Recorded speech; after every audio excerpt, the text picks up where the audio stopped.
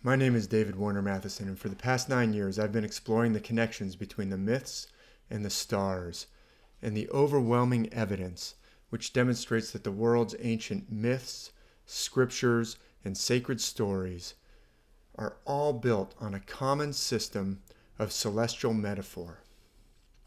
Today, I'd like to revisit a passage from the text of the book of Revelation, one which I've written about and discussed many times in the past, which was one of the first passages, along with the story of Samson, which led me to begin to realize that the characters and events in the Bible, from Genesis all the way through to Revelation, are based on the stars and heavenly cycles.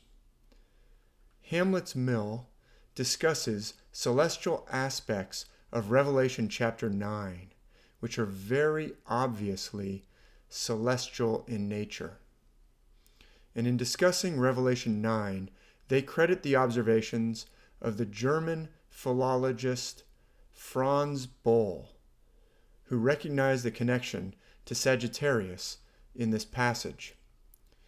Let's look at part of the text of Revelation 9 and show how it clearly relates to a specific region of the night sky, and then explore some of its significance.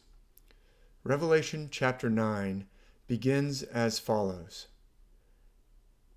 And the fifth angel sounded, and I saw a star fall from heaven unto the earth, and to him was given the key of the bottomless pit.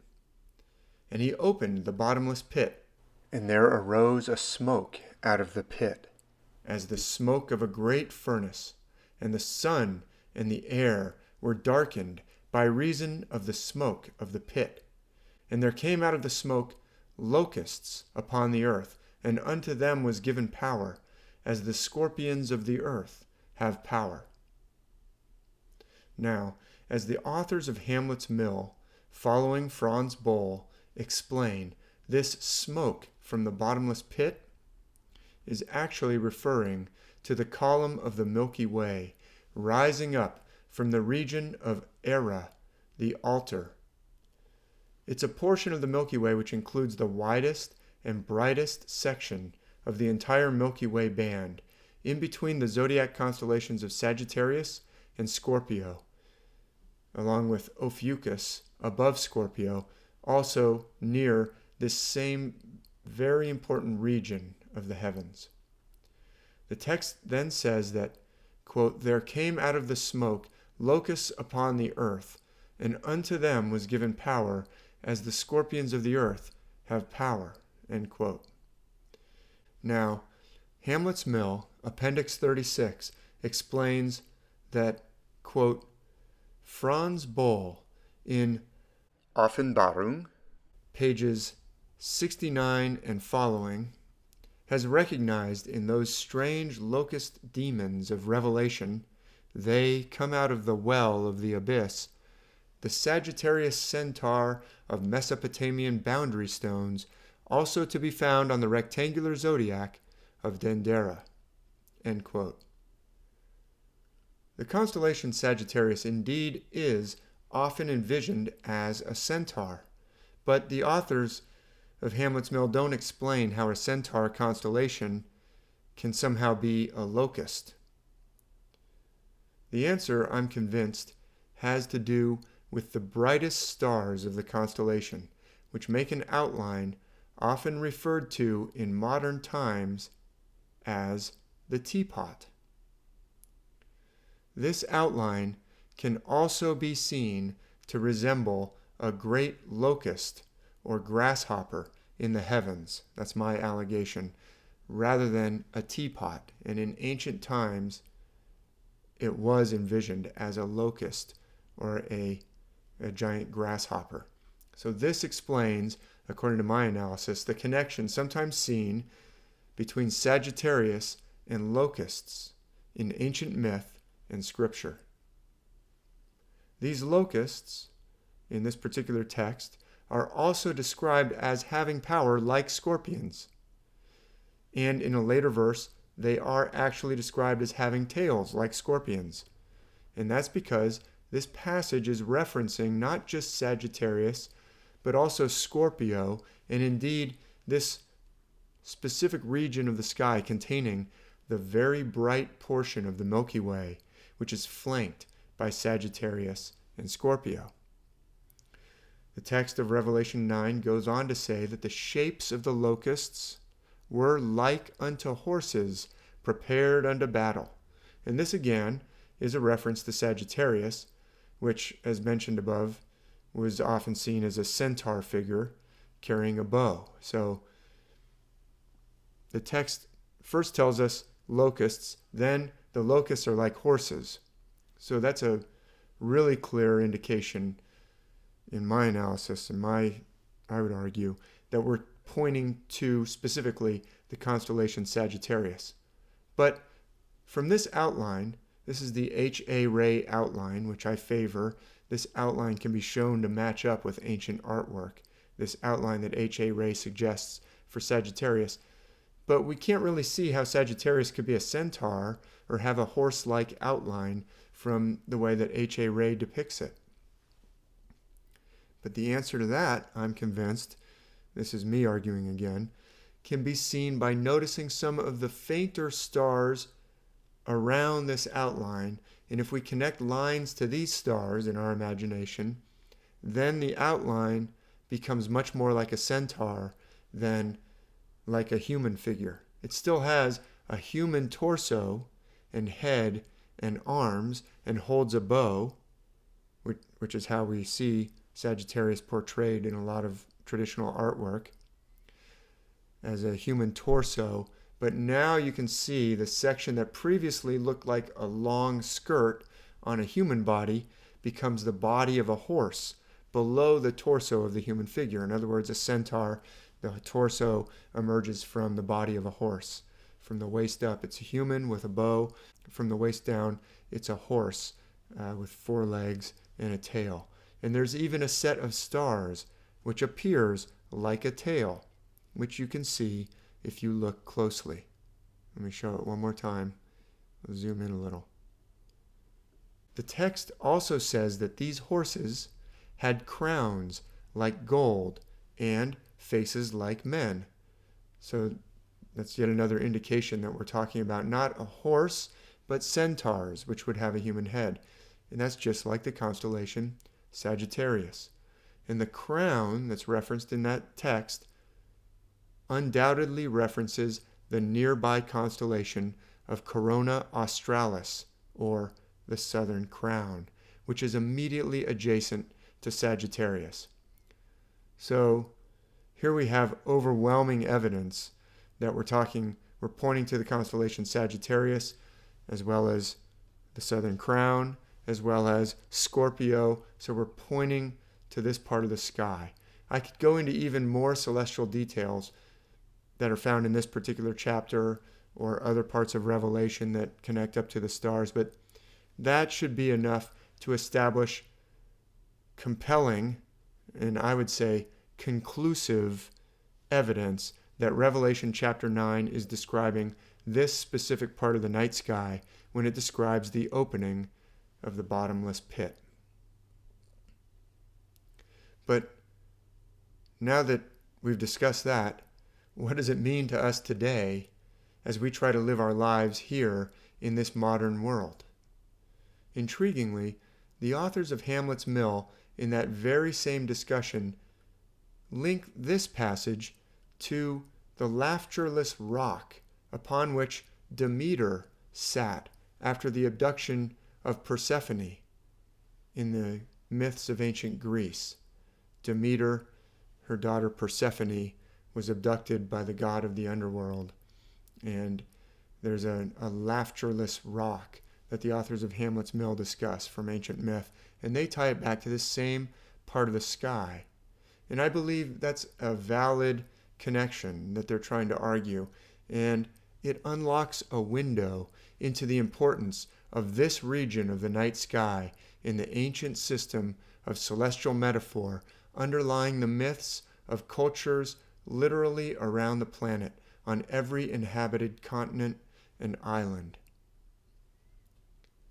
this particular part of the sky that we were just talking about the bottomless pit in Revelation chapter 9, is also connected to the underworld, not just in Greek myth, but in many other myths around the world. I explore evidence in my book, Star Myths of the World, Volume 2, Myths of Ancient Greece, that this region of the sky and constellations are associated with the very gates of the underworld in ancient Greece.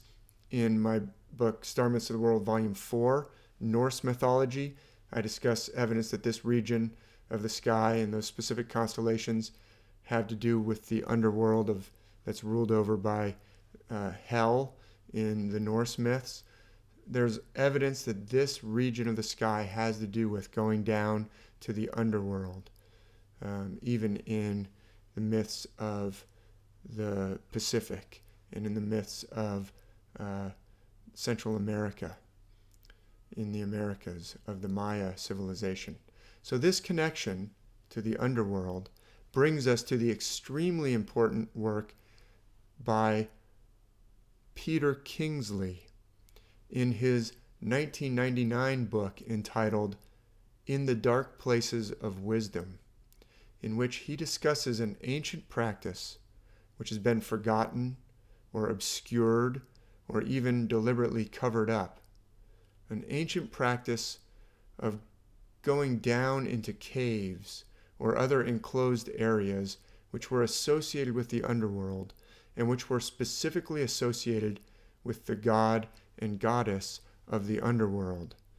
He's talking specifically about the cultures of ancient Greece and the Eastern Mediterranean, going down into enclosed areas that were specifically dedicated to and associated with the god and goddess of the underworld, the god known as the Wealthy One, or Pluton, or Pluto, and the goddess known as the Maiden, for the purpose of incubation, becoming still, and just doing nothing, like a hibernating animal, and entering into a state of suspended animation and receiving a message or a vision, an inspiration, and even healing from the other world, the world of the gods. It's impossible to do justice to the power of this book's message in an excerpt. You should read the entire book if you can, if it's at all possible for you to do so, In the Dark Places of Wisdom. Here are just a few quotations that give an idea of the importance of this ancient tradition. First, speaking of Pythagoras, quote, "As a sign of how dedicated he was to the goddesses of the underworld, he made his new home in southern Italy into a temple, built a special underground room where he'd go and stay motionless for long periods of time. Afterwards, he'd describe how he had gone down to the underworld and come back as a messenger from the gods. When you turn away from all the substitutes, there's suddenly no future anymore, just the present. There's nowhere to go, and that's the ultimate terror for the mind. But if you can stay in this hell with no way to the left or to the right or in front or behind, then you discover the peace of utter stillness, the stillness at the heart of this story. It's far simpler to keep the divine somewhere up above at a safe distance. The trouble is that when the divine is removed from the depths, we lose our depth. Start viewing the depths with fear and end up struggling, running from ourselves, trying to lift ourselves up by our bootstraps into the beyond. It's impossible to reach the light at the cost of rejecting the darkness. They would lie down in an enclosed space, Often it was a cave, and either they'd fall asleep and have a dream, or they'd enter a state described as neither sleep nor waking, and eventually they'd have a vision. What's important is that you would do absolutely nothing. What's important is that you would do absolutely nothing. End quote. What does this have to do with the region of the sky described in Revelation 9, the region leading to the bottomless pit, the very same region which was associated with the entrance to the underworld in so many other myths from other cultures around the world as well? This region of the sky between Sagittarius and Scorpio is associated in ancient myth with our descent into this incarnate life. In fact, with that lowest part of our descent, as well as with that great turning point back upwards towards the connection with the divine and with the infinite. It was associated with the winter solstice and the portion of the year when the sun is traveling down to its lowest point before it makes that turn to move back upwards. Based on the work of Peter Kingsley and others, I'm convinced that these ancient myths illustrate to us that we have to go down into the depths, into the darkness. That is a metaphor for our sojourn in this incarnate life itself, but it's also a practice and an approach to this life which involves the disciplines Peter Kingsley describes in the quotations that we just looked at. The myths are not talking just about a metaphor for our entire life, but also a discipline to practice as an essential part of this incarnate life, this mortal life. But it's a discipline that we're very disinclined to pursue because it involves the regular practice of letting go of the mind's need to endlessly build up schemes and structures out of what we think of as the past and the future, and to just remain in the present. And in doing so, to receive inspiration and renewal from the gods, from the divine realm, from the infinite, which is by definition unbounded. In other words, a regular practice of letting go of the mind's propensity for dealing in the past, dealing in the future, creating structures out of experience from the past, creating anticipation for the future. Those are things that the mind naturally does very well. And in fact, they're important skills. It's not like we have to get rid of those altogether, but we have to cultivate a practice of going down into the bottomless pit in order to reach somewhere that's very different from the structures of this world and the structures of the mind in time. The mind to go beyond time by going to the present and staying there. And that's where it meets with the realm of infinite possibility, the realm of the gods. We can see that the myths are full of examples of men and women who go down into the realm of the underworld and then return. That's a very, very prevalent theme and pattern throughout the myths of the world. Peter Kingsley mentions some of them, including the poem of Parmenides, which is really at the center of that book, In the Dark Places of Wisdom, and also the very important myth of Orpheus and the tradition of Orpheus. There was an entire cult or mystery of Orpheus that people would follow and become initiated into. Others who go down into death and then come back include Psyche in the story of Eros and Psyche. She's a female figure. It's not always male figures. As well as Odysseus in the Odyssey. And in fact, in the Odyssey, Odysseus encounters almost entirely female figures, which is something that Peter Kingsley remarks upon in the poem of Parmenides or Parmenides as well, that he focuses on in the Dark Places of Wisdom. Others include the hero twins in the Popol Vuh of the Maya. Also the great trickster and demigod Maui of the islands of the Pacific Ocean.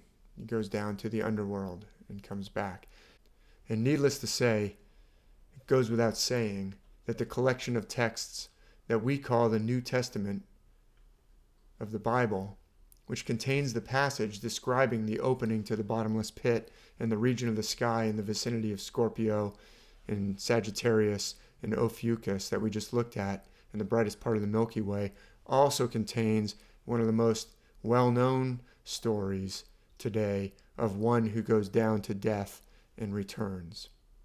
In the entire book of the Revelation of John, the canonical book of Revelation, the one that's included in the collection we know as the New Testament, that entire book of the Revelation of John is purportedly a vision which came upon the ostensible author of that book while he was on the island of Patmos, and he has a very profound and extended vision that he writes down, and that becomes the book of Revelation.